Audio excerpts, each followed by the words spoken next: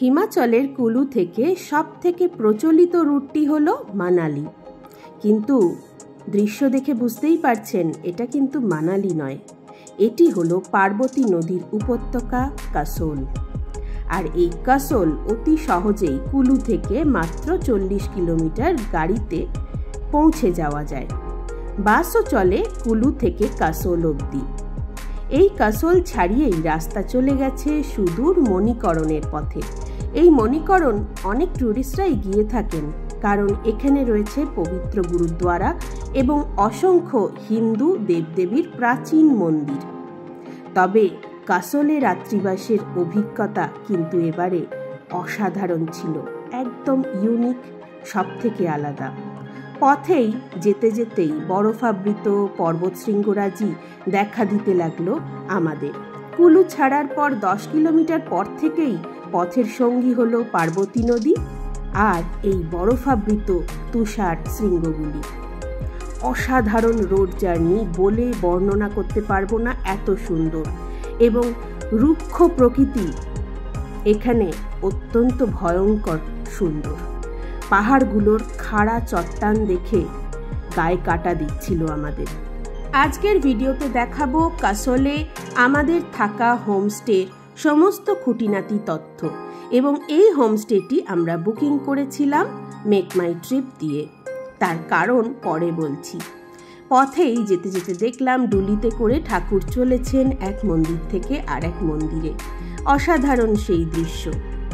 গাড়ির সারি দেখে বুঝতেই পারছেন কাসোল তথা মণিকরণ কতটা জনপ্রিয় হয়ে উঠেছে ইদানিংকালে। এখন মানুষ মানালি না গিয়ে চলে আসছে এই অফবিট জায়গা কাসোলে। কয়েক বছর আগে অবধিও কাসোলের নাম কেউ জানতো না, তবে এখন এতটাই পপুলারিটি পেয়েছে পার্বতী নদীর উপত্যকায় অবস্থিত এই কাসোল যে বলে বর্ণনা করা যায় না। অসাধারণ দৃশ্যাবলী রয়েছে নদীর দুপাশেই। যারা বাজেট ট্যুর করতে চান তারা কুলু থেকে বাস নিয়ে নিতে পারেন HRTCর, অর্থাৎ হিমাচল রোড ট্রান্সপোর্ট কর্পোরেশনের। তবে আমরা কিন্তু বাসে করে যাচ্ছি না। ছবি দেখেই বুঝতে পাচ্ছেন যে আমরা 4 হুইলার বুক করেছি। ভাড়া পড়বে কুলু থেকে কাসোল অবধি মোটামুটি 2 থেকে 2,500 টাকা মতো। একটু দর কষাকষি করে নিতে হবে, কারণ প্রচুর ট্রাভেল এজেন্টের ইনভলভমেন্ট থাকে, সেই জন্য কমিশনের কারণে অনেক বেশি ভাড়াও আপনার থেকে চাইতে পারে। এই রাস্তায় কিন্তু বেশ জ্যাম হয়, সেই জন্য হাতে সময় নিয়েই বেরোতে হবে যাওয়ার সময় এবং ফেরার সময়ও। সেই জন্য বাস অ্যাভয়েড করে গাড়িতে যাওয়াই বুদ্ধিমানের কাজ, কারণ রোড জ্যাম হলে কিন্তু গাড়িগুলোই আগে পাস করে যাবে, বাস পরে যাবে। রাস্তা কিন্তু যথেষ্ট সরু। পথে বেশ কয়েকটি জনপদ পড়েছিল এবং ছোটোখাটো বিভিন্ন হোটেলস। এখন আমরা পৌঁছে গেছি কাসোল বাজার। এই কাসোল বাজারে একটি বড় হোটেলও লক্ষ্য করলাম, হোটেল মালাবার কাসোল, যেখানে রেস্টুরেন্ট এবং বার রয়েছে। এই হোটেল মালাবার কাসোল একটি বড় হোটেল, এটি বাজার এলাকায় অবস্থিত। এর আশেপাশেও প্রচুর হোটেল রয়েছে, কিন্তু আমরা থাকবো হোমস্টেতে, হোটেলে নয়, যেটা কুলু মার্কেট প্লেস থেকে মোটামুটি 2 কিলোমিটার দূরে ঘন জঙ্গলের মধ্যে অবস্থিত। তবে হোমস্টেতে যাওয়ার আগে গাড়ির সাথে চুক্তি করে নিয়েছিলাম 4 কিলোমিটার দূরে অবস্থিত মণিকরণ সাহেব আমাদেরকে দেখিয়ে তারপর হোমস্টেতে ড্রপ করবে, কারণ আলাদা করে গাড়ি নিতে গেলে কিন্তু বেশ খরচ পড়ে যাবে। মণিকরণ কিভাবে ঘুরলাম, কি দেখলাম, সেটা আসবে পরের ভিডিওতে, একটি আলাদা ভিডিওতে। এখন দেখাই আমাদের হোমস্টের বারান্দা থেকে ভোরবেলা কেমন দৃশ্য দেখা যায়। আলো ফুটছে এবং উত্তর পূর্ব দিকে তুষার শৃঙ্গও দেখা যাচ্ছে আমাদের হোমস্টের ব্যালকনি থেকে। সুউচ্চ কাঞ্চনজঙ্ঘা দেখার থেকে কোনো অংশে কম নয় এই তুষার শৃঙ্গগুলি।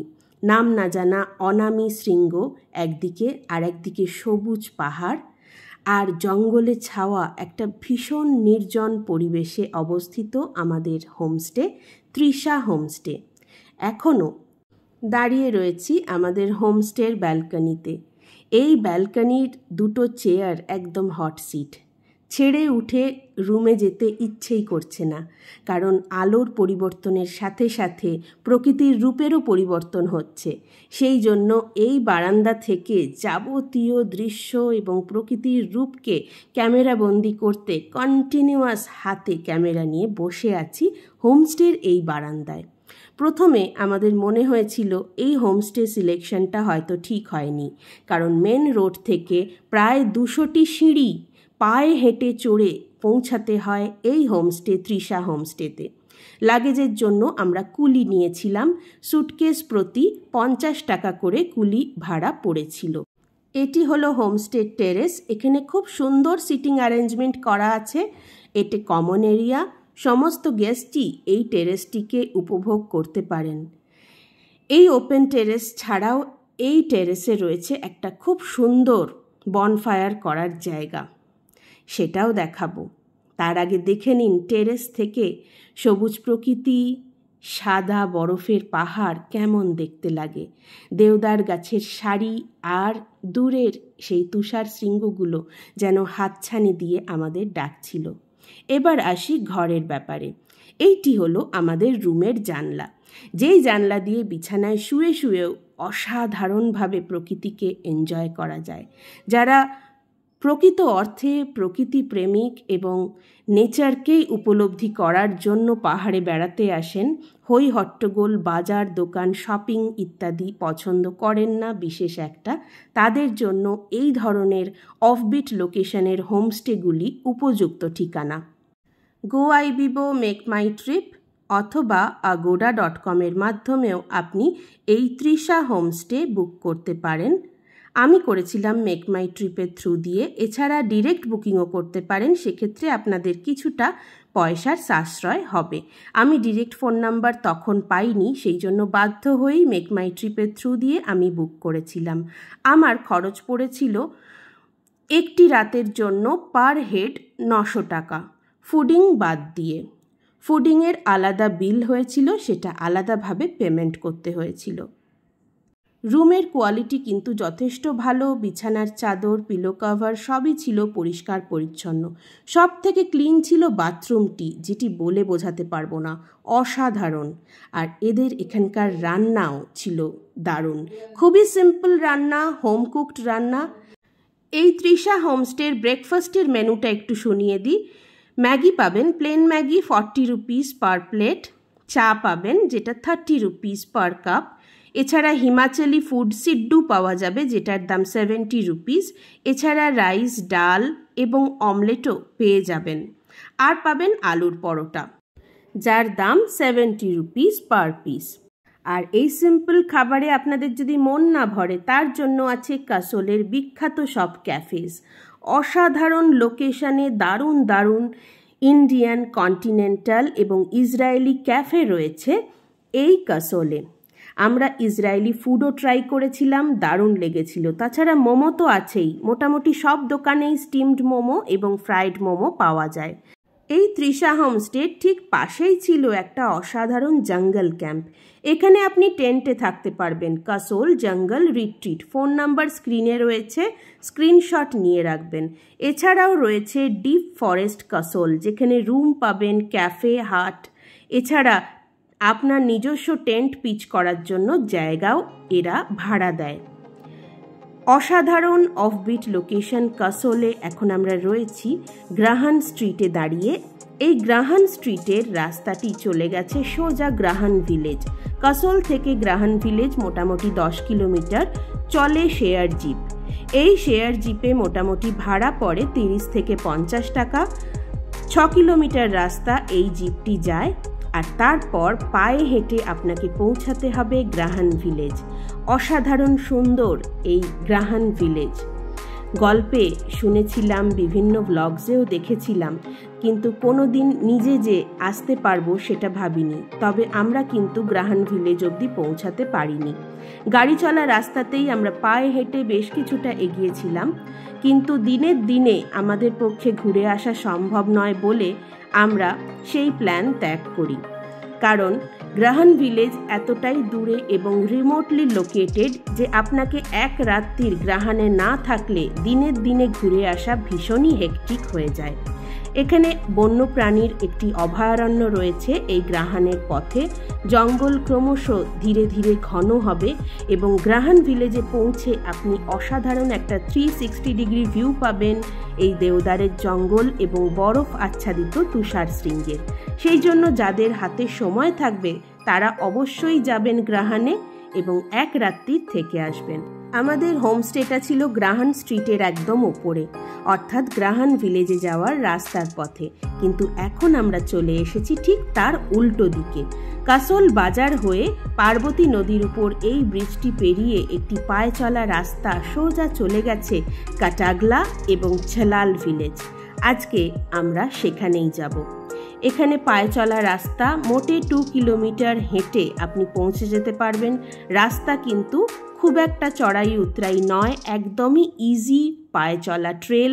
নদীর সাথে সাথে আপনি এগিয়ে যাবেন এই রকমই রাস্তা ধরে, কখনো মসৃণ রাস্তা, কখনো বা পাথুরে, কিন্তু বিশেষ চড়াই উতরাই নেই, কারণ নদীর সাথেই ছন্দে ছন্দে আপনি এগিয়ে যাবেন ছালাল ভিলেজের দিকে। জিপিএসে লোকেশন ট্যাগ করে দেবেন ছালালের ফ্রিডম ক্যাফে অথবা কাটাগলার এটিএস ক্যাফে। এই দুটো জিপিএসে আপনি লোকেট করে নিয়ে সেই উদ্দেশ্যেই এগিয়ে চলুন এই পায়ে চলা ট্রেল ধরে। পথে পাবেন পার্বতী নদীর অসাধারণ ভিউ, যেটা দেখে আপনার পথের ক্লান্তি নিমেষে মিটে যাবে। আমরা কিন্তু বিশেষ একটা ঠান্ডা পাইনি এই মে 2024 কাসোলে। এখানে হালকা পোশাক আশাকি আনবেন, উলের জিনিস কিন্তু বিশেষ লাগে না এই গরমের সময় কাসোলে। যেহেতু নদী তীরবর্তী এলাকা, সেই জন্য বৃষ্টি না হলে কিন্তু খুব একটা ঠান্ডাও পড়ে না এই গরমকালে, অথচ শীতকালে কিন্তু বরফ পড়ে এই কাসোলের আশেপাশে বিভিন্ন গ্রামে। পথ চলতে চলতে প্রচুর জায়গা পাবেন বসে বিশ্রাম করার এবং চা, কফি, কোল্ড ড্রিঙ্কসের দোকান, ম্যাগি, ডিম টোস্ট ইত্যাদি খাবারও পেয়ে যাবেন পথে। আমরা একদমই সোজা হাঁটতে হাঁটতে আর ছবি তুলতে তুলতে পৌঁছে গেছিলাম ছালাল ভিলেজে এবং ছালাল ভিলেজে পৌঁছে একটি ছোট্ট ক্যাফেতে বসে আমরা মোমো খেয়েছিলাম। সেই গল্পে আসছি। তার আগেই দেখা হয়ে গেল এই মিউলদের সাথে। এরা সিমেন্ট, বালি ইত্যাদি বয়ে আনে ছালাল ভিলেজে, কারণ ছালাল যাওয়ার জন্য এই একটাই পায়ে চলা রাস্তা। এখানে 4 হুইলার আসে না, তবে যারা বাইক রেন্ট করে কাসোল ঘুরবেন তারা কিন্তু বাইক নিয়ে খুব সাবধানে চালিয়ে চলে আসতে পারেন ছালাল ভিলেজে।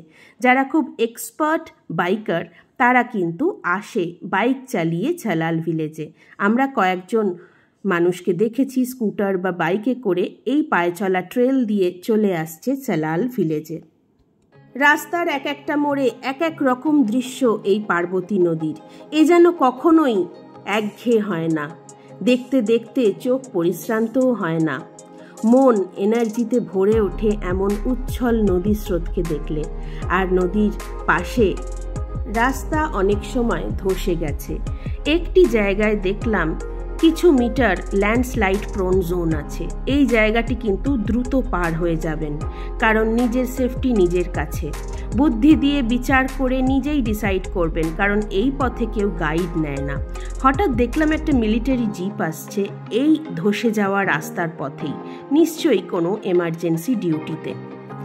আমরা ছালাল ভিলেজে বেশ খানিকক্ষণ সময় কাটিয়েছিলাম, প্রায় 2 ঘন্টা। মোমো খেয়েছিলাম, চিকেন এবং ভেজ দুটোই, আর তারপর আবার একই পথে ফিরে গিয়েছিলাম কাসোলের পথে। ছালাল ভিলেজে এই ক্যাফেটিতেই আস্তানা গেড়েছিলাম আমরা 2 ঘন্টার জন্য। টয়লেট ফ্যাসিলিটিও ছিল আর মোমোর টেস্ট ছিল অসাধারণ।